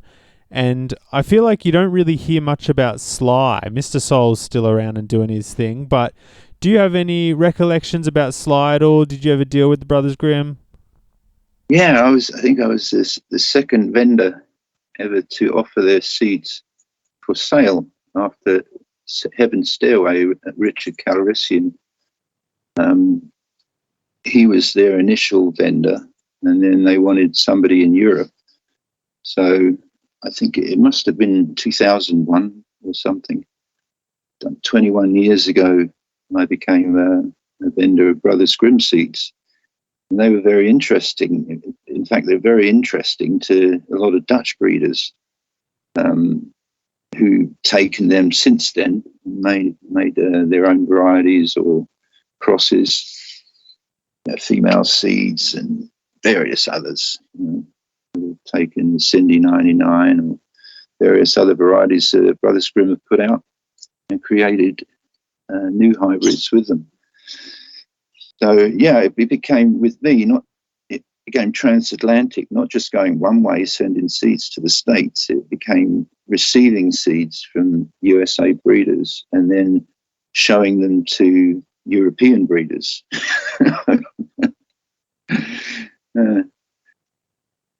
That's interesting. And did you ever have any specific communications with Sly? And I guess the reason why I ask is I've heard some people describe Brothers Grimm as Soul was, really good at the marketing and Sly was doing more of the breeding. Did you have any info on that or not really? I never met Sly, but I did meet Mr. Soul. He came over to the UK, I don't know, maybe 20 years ago nearly. And I gave him he rode over with me to Belgium in the car because I was doing my regular commute to the Amsterdam shop. And he came with me on one occasion. He seemed like a nice fella. I can't remember the actual conversation at the time. But yeah, I did ask him at the time if it's okay to make F2s or whatever you call it out of Cindy 99 because we had so many people asking for stock and we didn't have any more Brothers Grimm stock, and it didn't look like he was going to have any because I think he was working in the engineering field and he had a job in Europe, and so he couldn't concentrate on growing back in the States like he had done before with Sly. I've since learned that Sly has passed away in recent years. So Mr. Soul is the only representative now of Brothers Grimm out there. And good luck to him. He seemed like a nice chap. I didn't really know him for that long. It was just a car journey more than anything. This is the thing with the internet. You might know people for years online, but when they're sitting next to you in a car and you're on a 4 or 5 hour journey or whatever it is, you get to know them much better that way. I prefer the personal meeting with people. That's why I've always made an effort to get around the world to meet various breeders different times, not just to buy stock, just to see how they make their seeds. Yeah, brilliant. Something I wanted to ask you, a little bit unrelated. I heard that you were friends with Kangativa, and when he got out of jail a few years ago, he went to the UK. Is that true? Can you give us an update on him if you know anything? Who's Kangativa? I guess that answers the question. You're not sure. No, he's the Australian grower who's like associated with Mullumbimby Madness. He was working with Neville on the Grail Haze a little bit. Yeah. Known a few Aussies over the years, and I think they don't go by their online names, so I might have known him as somebody else. But, yeah, there you go. Maybe I'm just trying to think of how else you might know him. Do you remember Wally Duck at all, or not ringing any bells? Yeah, Wally Duck, or Donald Mallard, as we know him. Yeah, that's the one. Yeah, he's a mate that from the early Overgrow days again. An Aussie, a bush grower. I think he's up in Queensland or somewhere. Up there in the Table Mountains. Yeah, he's a good mate. He's out and dealing with all the wildlife and this, that, and the other, and he was quite descriptive. And we got chatting, and of course we shared seeds, and he'd send some seeds over that they got over there, and I would send some more from over there, and he would grow them out and make more seeds and then send them back. And this is what happened with many breeders around the world.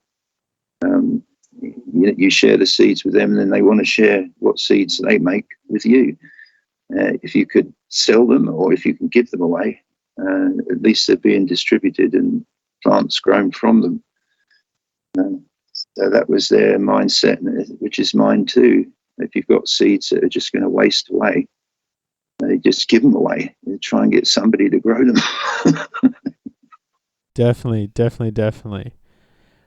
I wanted to ask you, who in your mind is like one of the unsung heroes of the scene, be it a breeder or just a community member who you think like just doesn't really get as much attention as maybe they merit? I think there's a lot of up and coming breeders that will come to the fore in the future as the old school sort of die away, and we can see that happening already within the cannabis subculture or industry, or what you might call it. So it's been in prohibition mostly over the last 80 or 90 years.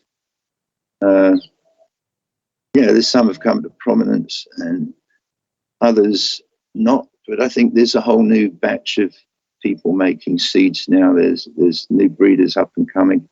I could throw some names around, but I don't think that's really the point, because these guys are the product of what we've created in the online communities many times. We've got people that have grown up, were in their early teenage years with Overgrow, and then they come on to ICMag, and they've become breeders in their own right, and now they've got their own Instagram accounts and this, that, and the other, their own legitimate seed companies, and it kind of helping spawn the industry has always been one of the things that I feel most proud of, if there's anything to be proud of within this industry. Helping others and having something there where they can communicate with like-minded people, whether it's on a social level or a business level or a matter of interest in the plant. It seems to work. You can even go in there and have a chat. You can go in there now, I don't know, the latest software. Now we've upgraded from the old V-Bulletin software to the new stuff. It's a much better site to navigate. I find it interesting, but we don't get the traffic that we used to get, because there's so many options now out there. People seem to like Instagram and Facebook. I'll try to keep the site going as long as I can. Seems to pay the bills at the moment. Yeah, people talk like they're very fond about the forums, but Instagram still seems to dominate in terms of the numbers. Do you think that there might be some sort of paradigm shift? Because Instagram seemed to be increasingly banning cannabis accounts. It's hard to advertise. Do you think there might come a time where the forums rise back up and become like the main point of communication? I don't know. I don't go to these sites. There are people called Gypsy Nirvana on these sites, but they're all doppelgangers or fakes or whatever. Somebody's even coined gypsynirvana.com. I thought I had control of that domain, but I must have lost it through non-payment of something or other. And so there's somebody out there with the domain name in my name selling seeds that's got nothing to do with me. So the internet can be good, and it can also be a bloody crazy place when people nick your identity and go around making money with it. Yes, certainly. And you just answered one of the questions I was going to ask, which is that, yeah, the current website looks pretty unanimously like they're scamming people, but I had a suspicion that you weren't involved in it.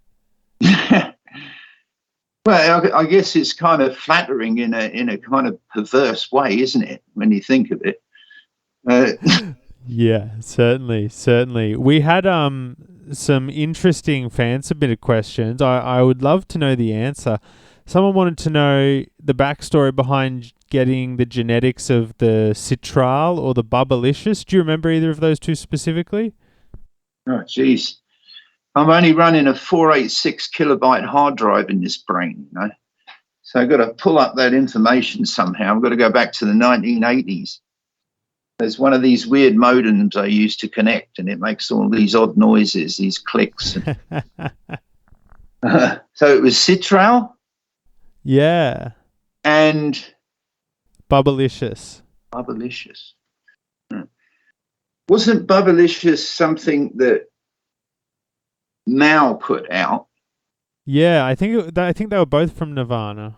Yeah, as a form of bubble gum. Yeah, because the Dutch breeders or seed makers were all into knocking each other off big time, you know. I think Mao had this particularly potent skunk male that he'd got from Sam, and took most all of the popular clones or anything that won a title or a cannabis cup or whatever, and pollinated them with this particularly strong resinous male, and seemed to produce seeds that in many cases were even better than the originals as far as potency or even yield was concerned.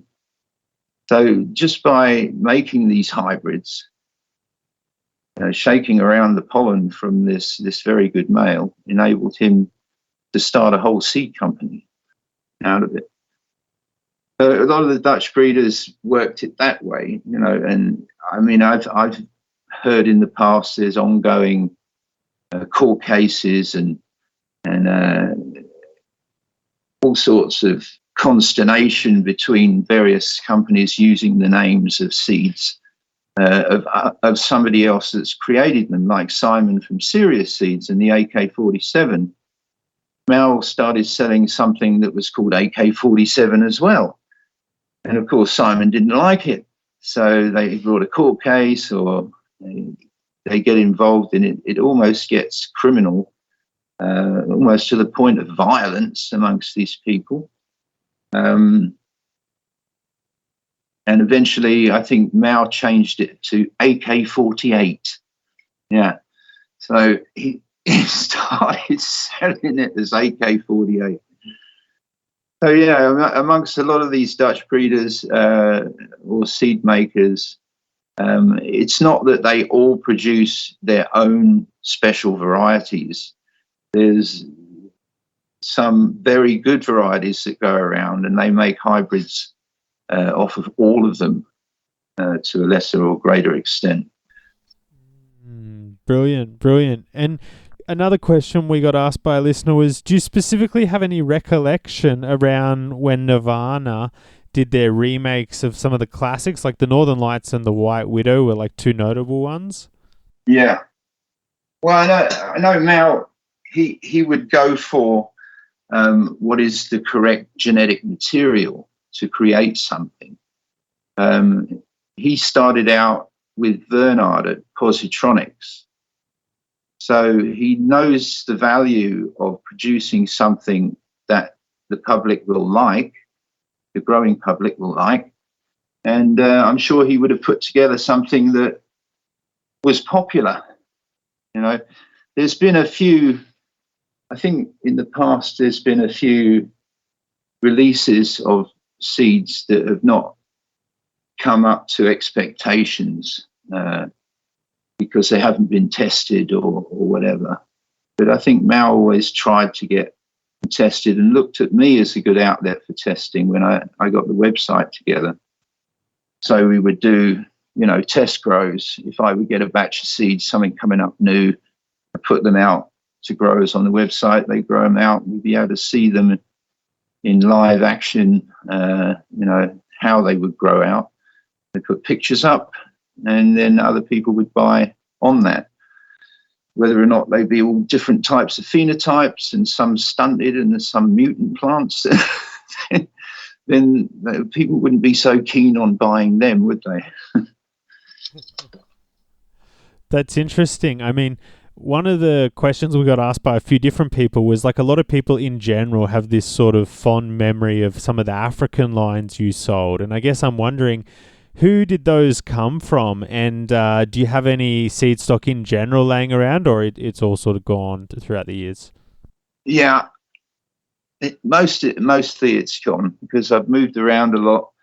I've been in places that I didn't plan on being for a long amount of time.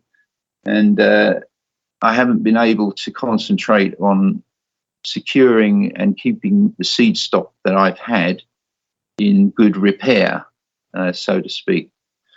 Like when I was away in the Philippines in jail, my seed stock wasn't kept refrigerated, and it was just left in an office with employees that were kind of lackluster and a bit worried about themselves getting in trouble for operating this business. So obviously germination ratios dropped off, and eventually, you know, I came back and I had, you know, loads and loads of seed stock, but the majority of it wasn't worth or couldn't really be sold as anything other than badly germinating seeds. So, yeah, I lost a whole fortune in the stock that I'd accumulated over many years because of my incarceration. Yeah, wow, that's a bummer to hear. I can only imagine all the beautiful things that would have been there otherwise. One of the listeners wanted to know, they asked a little bit about if you could tell it. I'm actually not 100% familiar with this, so it's like maybe you know about it, maybe you don't. They said, can he tell us a little bit about the haze drama? I think maybe they're talking about the amazing haze you gave out. Is there some sort of story behind that or not really? No, there's been so many haze hybrids and hazes over the years that I've come into contact with. I can't even remember half of them, to tell you the truth, because haze seems to have got into so many different cultivars and crosses and hybrids, whatever you want to call them, that it's difficult to quantify. What do you think of when I say haze? Well, I know the roots of it. Supposedly, it was something that came from the Hayes brothers. It was mostly made out of a Colombian of some sort, some South American origin. And it was passed on to Sam. Sam brought it over to Europe and grew it out. And it didn't always grow true.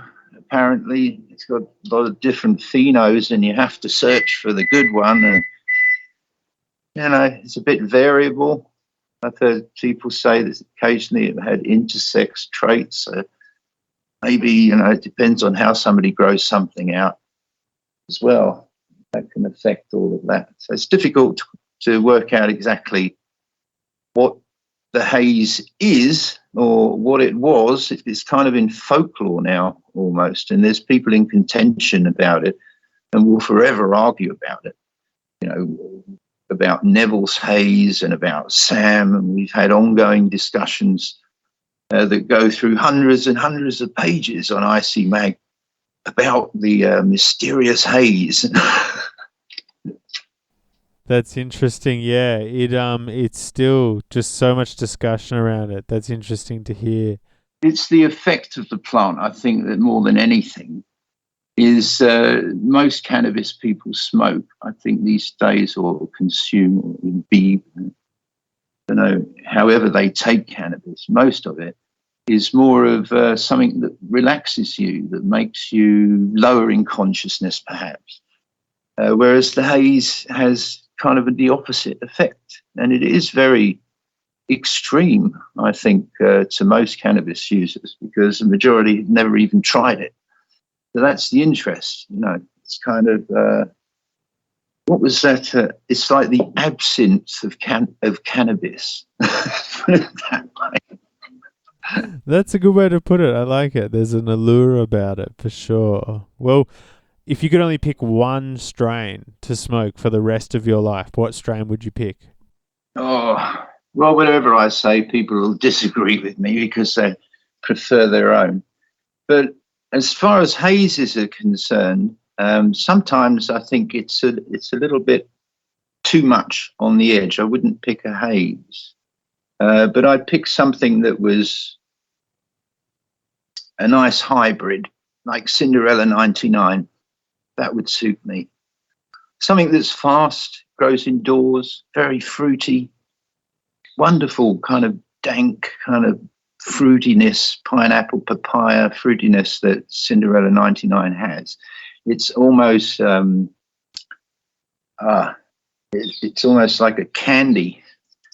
I remember the first time I ever tried any, I sent one of those old film cases full by Mr. Soul, I think it was. And ever since then I've been a Cindy freak. So, that does me. I could survive on Cinderella 99 for the rest of my days. Yeah, it's brilliant, isn't it? Really functional, lovely stuff. So I got another question sort of similar to the last one, and this one was submitted by one of our listeners. They wanted to know, if you had to start growing today and you had to buy seeds off one of the breeders that currently is around, what seeds would you buy if you could only get one pack? Oh, geez. God, that's a tricky one, isn't it? Because there's so much variety and there's so much good out there. It's like, say, a kid that really likes chocolate, and you say, all right, what of all these chocolate bars do you like? Well, they're all chocolate. Yeah. Oh, that's a hard one. Very hard one. First of all, I'd look at the breeders that I kind of admire and would stand behind their product. And they are not just something that's made conveniently from another breeder's seeds and relabeled and called something else. I'd look to be growing something that was maybe original, maybe getting nostalgic, looking back, growing one of the mainstays of the current industry, maybe just growing out a skunk one, or growing out a Northern Lights, or something kind of not too fancy, doesn't have a name that incorporates all sorts of weird gizmos. That's brilliant. Another question we got was, what was your recollection of Tom Hill and his lines? You sold them for a while. Do you have any fond memories, any specific memories? Tom Hill, he's a roller coaster of a person, really. Great guy, but then I mean, there's a lot of people wouldn't say that. It's kind of a bit of an enigma, and tends to come on my site sometimes in one mood and then gets along with most people, then comes on in another mood and pisses off a load of people and ends up getting the moderators to ban him, or he gets himself banned through breaking the terms of use or whatever. But yeah, I don't know. Many years ago, I got a package in the mail and it was all these seeds from somebody called Tom Hill. And I didn't know where they're coming from particularly. And then he kind of hooked up with me on the website and said, yeah, I sent all these seeds over and you can just give them away or sell them, whatever you want, you know. So we sold some and we gave some away, and people seemed to like them. And then he became more vocal on the forums, and I don't know, a lot of people liked his style, but yeah, he used to, I think his thing was rum and coke. And maybe when people drink a lot, they tend to get a bit sloppy online. And yeah, he was kind of informative, interesting, but at the same time insulted to a lot of people. He put it across in, he didn't coat it with any sugar.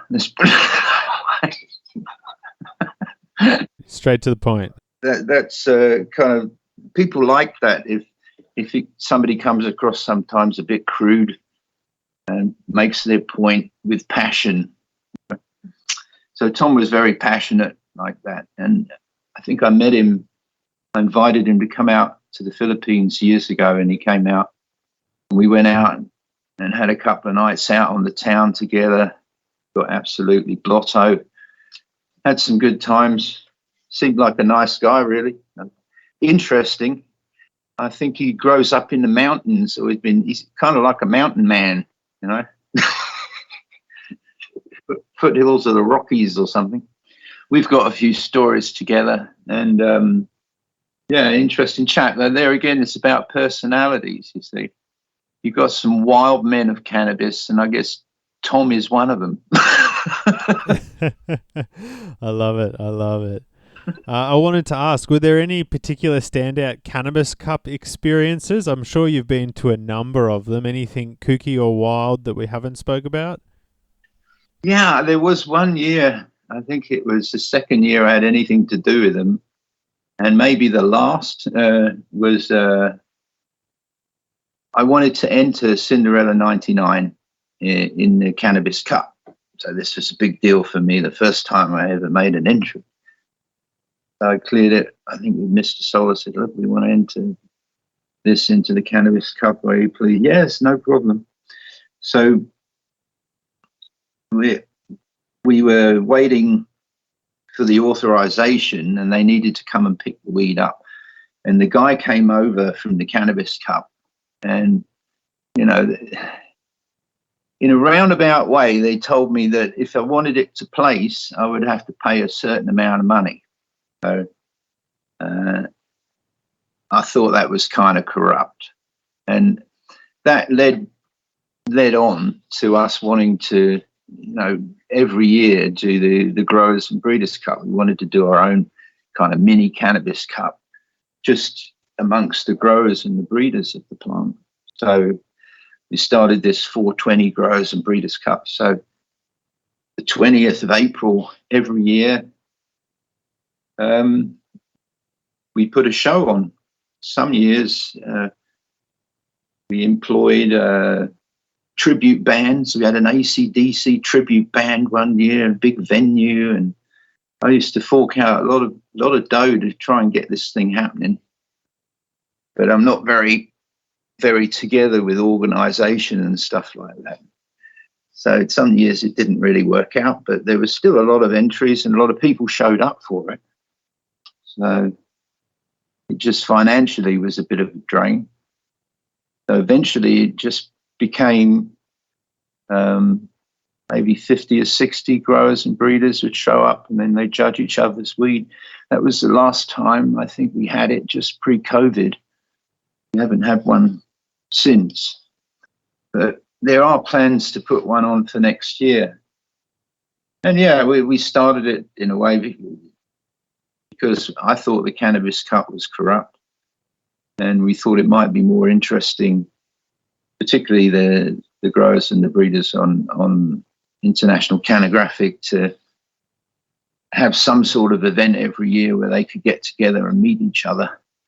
And I think we've done it in Amsterdam mostly, and for a couple of years we did it in Barcelona. So hopefully we can get it on for next year again, and I can go along and pass out on all the different varieties. I love it. I've got to ask and follow up. Which cannabis cup was that? The one you wanted to enter the Cindy in? Oh, geez. High times, yeah. Ah, there you go. There you go. We had one of our listeners ask about the Gypsy Nirvana collection of seeds. Can you tell us anything about that? Well, yeah, I mean, ever since the get-go, I've had some favourite varieties that I would put into my collection. Yeah, either they'd be rare landrace stuff that I'd found on my travels, or they'd be from different breeders that had certain seed lots that I thought were particularly good, and so I'd put them in the collection. So there's been several varieties that have gone through the collection over the years, and I don't think I have any of them left unless there's ones that are still up on Seed Bay or Seed Boutique, and they would more likely be newer seeds because I've told them we don't want to try and sell the older seeds anymore because they're just not good. The older varieties, obviously, stock runs out, so we don't have them all the time, and so we have to introduce new varieties. Occasionally I'm looking around for something good to put into the Gypsy Nirvana collection, and currently I can't think of anything. That's interesting. Great. Someone wanted to know specifically, did you know anything about the G13 in cross, or is that like a bit too specific? I know this G13 plant, it was supposedly from some American government institution in Mississippi, you know. There's folklore going on about it. And what has been presumed to be the G13 or whatever, I think Ben did most with it initially. I think he crossed it with the hash plant, the G13 hash plant at Sensi Seeds. Yeah, very famous nowadays, isn't it? Yeah, and that became known as the Mr. Nice, wasn't it? The Mr. Nice cross, after Howard Marks, G13 backcross. Howard being instrumental in me getting released from Philippine authorities in the Philippines back in 2016. Howard was an Oxford Don, and he met many people who are now heads of government and industry today. Yeah, he probably sold them hash back in the 70s or the 60s or whatever. And he pulled some strings with the British Diplomatic Corps to send one of the top dogs to meet me in the Philippines. And then after he met me, the British Embassy couldn't do enough to help me get out of there. So I got out the year Howard died, and I didn't get a chance to actually go and thank him. But I think he talked to the right person or pulled some strings to get me out of that hellhole in the Philippines, that ex-Marcos era death camp that I was ensconced within and couldn't find a way out of for 2.5 years. So bless Howard Marks. Bless Howard Marks, having a brilliant effect. I think that just about brings us to our quickfire questions. So I wanted to ask you, first one, what are you most proud of out of your career thus far? I'm a proud father. I'm proud to have brought 7 kids into this world and been able to support them. I guess that's breeding. Well, as far as cannabis is concerned, I'm glad that I've introduced a lot of people to it, and it's helped them in many ways. Maybe there's 1 or 2 that have fallen by the wayside, but I don't know. It's the same with anything you do in life. There's always a risk concerned with it, and it's up to you to quantify that risk and whether or not to take it or not. And I've taken a few risks that weren't really in my favor and become a cropper in the past. But if you don't keep going forward and pushing for what you believe is right, if you're looking for change or if you're looking for a living. The cannabis industry has offered me all that over the years. I don't regret anything I've done, really. You almost got me there. I was about to ask that, so I will phrase it differently. Although you don't regret anything, is there anything you wish you could have done differently?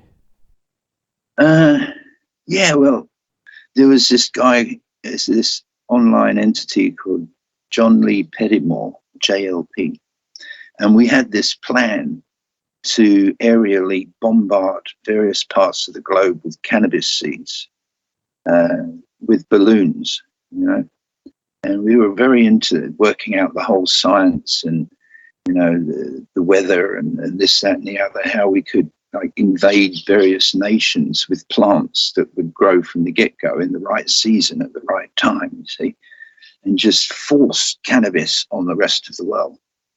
Bit of a pipe dream, I must say, but yeah, I'm kind of sad that we didn't explore that a little bit more.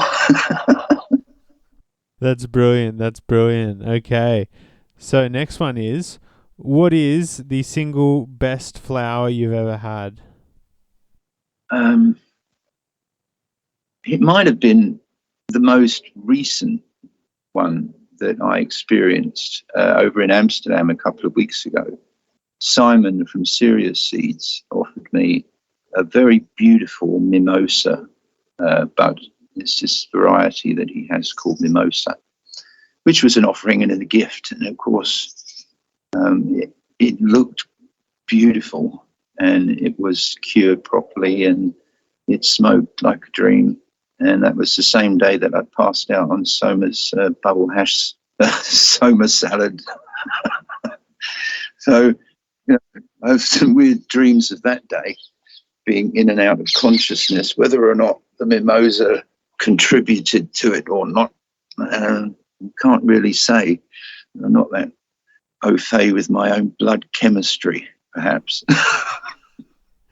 That's brilliant. Sounds like a fun time either way. But on the other end of the spectrum, what's some bud where everyone around you was hyping it up, you're really looking forward to trying it, and then when you finally did, you're just like, oh, is that it? I don't know, because all various varieties of cannabis have some sort of attribute merely by being cannabis itself. It's something, and whether or not it's got 1% THC or it's got 35% THC on it seems to be a common denominator whereby people will judge how good or bad it is, but not from my experience. I've got just as high in some respects or even higher on cannabis that has a lower THC level than I have done on stuff that's knocked me for 6. And is it really all about becoming comatose? No. You want to try and plateau out before you become comatose and enjoy a high. You don't want to just pass out. Or do you? Some people's lives are so grim that just being under a chemical kosh is a relief. So I guess it's horses for courses, as my mother would say. Depends what works with you in your own metabolism and what particular time you take it and what company you take it with. That's it, right? Different strokes for different folks. So we're on a boat and I'm going to drop you off on a desert island. You can take 3 strains with you for the rest of the time. What 3 would you take? First of all, the island would have to have a good water source and the soil would have to be decent. Surprisingly, it's got everything. Got lots of coconuts. Yeah. Lots of fan leaves that shade you. Well, I'd take the basic building blocks of what we mostly got today. I'd take a very good haze. I'd take a really good skunk one and maybe a Northern Lights 5. And you can make a lot of things from that. I'll come back in 10 years and you've rebuilt cookies from scratch. Okay, so this I thought it's a different one to what we normally ask people, and I wanted to hear your perspective on it. Looking back, what do you think were some of the best seeds you ever had available commercially? Yeah, I had an interest in giving away certain varieties of seeds in the past, because I thought that the ones you give away are the most important ones, because they're more than likely the first seeds somebody might grow. So you've got to start it with a bang. I remember I had this seed lot made once called Who's Your Daddy? Yeah. And basically what I did, I think I took a whole bunch of power plant and the clones, the top commercial clone at the time in Holland. And I situated a whole bunch of different males around the room that matured and spread their pollen all over these different power plant clones. And yeah, we called it Who's Your Daddy, because we didn't know who the daddy was. We knew it was power plant. And they made a whole bunch of seeds, a couple of kilos of seeds out of that, I think, and just gave them away for eons. And just about everybody that grew them out was happy that they got a wonderful plant that flowered fairly fast, was a good yield and had nice terpenes to it. So yeah, those are some of the more fun things that we've done in the past, giving away batches of seeds that I know are great, and you could probably sell them for a lot of money, but knowing they're the first seeds a lot of people will grow, and to make sure that they grow something that they would really enjoy. That's brilliant. I love it. Not the answer I was expecting, but the answer we deserved. So, final question we ask people. If I could give you a time machine and you could go back anywhere, any point in history, presumably to get either clones or seeds, where are you going to go and what are you going to collect? Oh, goodness gracious me. I feel like Phileas Fogg around the world in 80 days. Who's going to be my passepartout? Yeah, and do the collecting. Oh, if I was to go back in history, well, the enormous Indian hemp trade that there was amongst, I think it was the East India Company, particularly in the UK and throughout the world. India was one of the prime growers of cannabis, going back to the 1800s. And to be able to go back to a time like that and peruse through thousands of plants in the fields and make selections and be able to bring genetic material from that stock back into the present, yeah, it could be a kind of time tunnel episode at the very least. That would be incredible. A brilliant pool to select from and a great answer in general. So I think that just about brings us to the end of it for this one. Are there any comments or shout outs you'd like to make? No, just wish that any viewers out there have an enjoyable experience with the cannabis that they grow during their life. And for the ones that I've been instrumental with helping in the past, in the present, and maybe in the future, grow on. Brilliant sentiment. So again, one of the most prolific seed distributors in history, the man behind ICMag, Seed Boutique, countless others, having given countless breeders their start. A huge thank you again, Gypsy Nirvana, for coming on the show. Oh, thank you for having me. I'm most flattered. It's something nice to do this time of the morning. Toodaloo.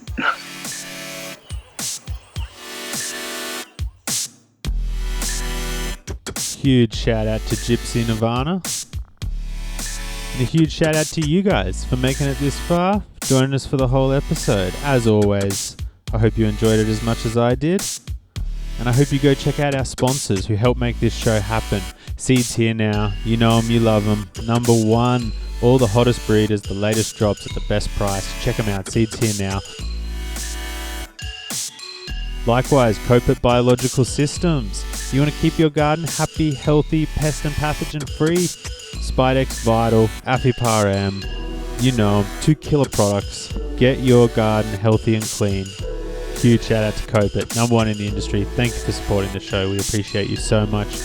Just like we appreciate our friend Simply Souvenir holding down the fort in the EU. If you're anywhere in the EU and you need some killer genetics, some killer smoking accessories, check out Simply Souvenirs. They got you covered, guys. Best customer service in the game. Hand-selected boutique lineup of both local and international breeders. You're not going to regret it, guys. Simply Souvenirs. Huge shout out and thank you. That's about it, guys. Make sure to go check out the Patreon if you're interested in supporting the show. Huge love from the Upside Down Library. This is Heavy Days checking out. We'll see you.